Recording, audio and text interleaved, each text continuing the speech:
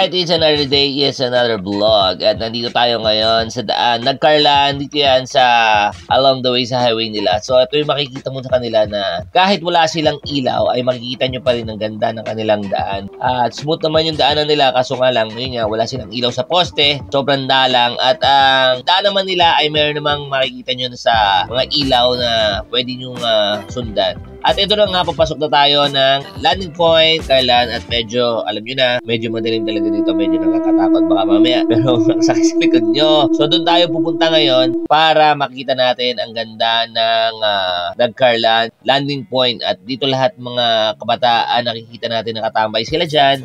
At nakarating na nga tayo dito sa tuktok. Yan, makikita nyo naman sobrang daming kabataan na nakatambay dito. At nagtanong tayo dito sa kanila kung saan pwede mag-camping. Pero yun, sa pangalawang tindahan, pero silang tinuro doon na pwede nyo pag-campingan kasi nga maganda yung area din nila. Pero marami dyan sa mga magkakasunod sila na pwede nyo puntahan, pamilian kung saan kayo pwedeng mag-camping. A few inches later.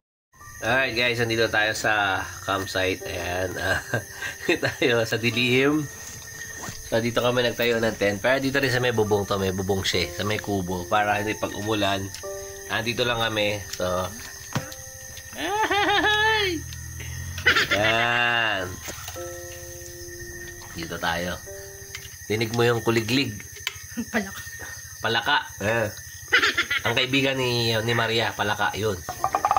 Gusto mo makatayo ng palaka, no? So yan guys, dito lang tayo. Tapos tingnan natin bukas sa umaga kung makakapag-video tayo para makita natin yung mas magandang view. Yan. Eventually.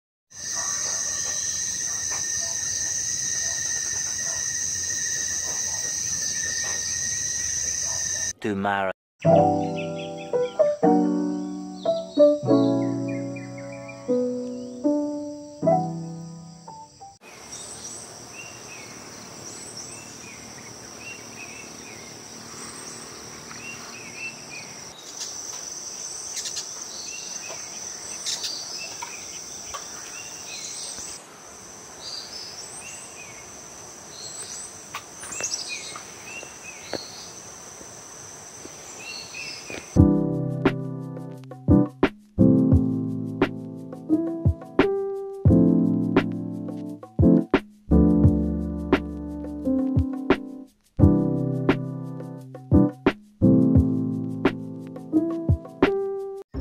Alright, at syempre nandito tayo ngayon.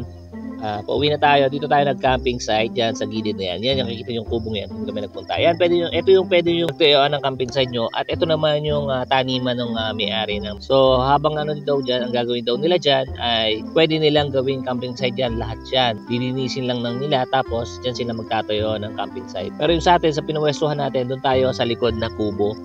May kubo kasi sila sa likod. So doon tayo pinapwesto kasi nga pang araw umulan para mas safe tayo. Pero mas maganda talaga yung gusto natin yung area open para at least mapil talaga natin yung magandang. Dito sa mga nilalakaran ko, marami dyan mga taniman. Kaya ayan, dyan. Yan mismo yung lugar ng pwede nyo pag-campingan dito sa landing point ng Carlan. Yan. Sobrang ganda ng lugar nila dito. So meron pa dyan susunod na, na tindahan. Meron din dyan. Maganda rin yung pwesto. Alright, at syempre, pauwi na nga tayo. Pababa na tayo ng landing point.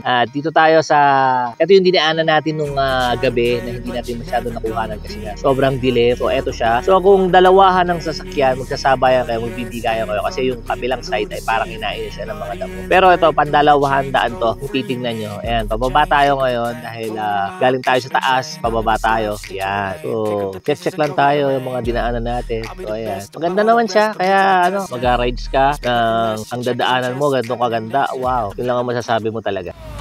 You cannot save me, 'cause I don't need saving. It's everything I've been chasing, all here for the taking. Don't wanna test your luck with me, I think I've had enough disease. I'm sick of all the bad thoughts, people who are half-nots. You are not as tough as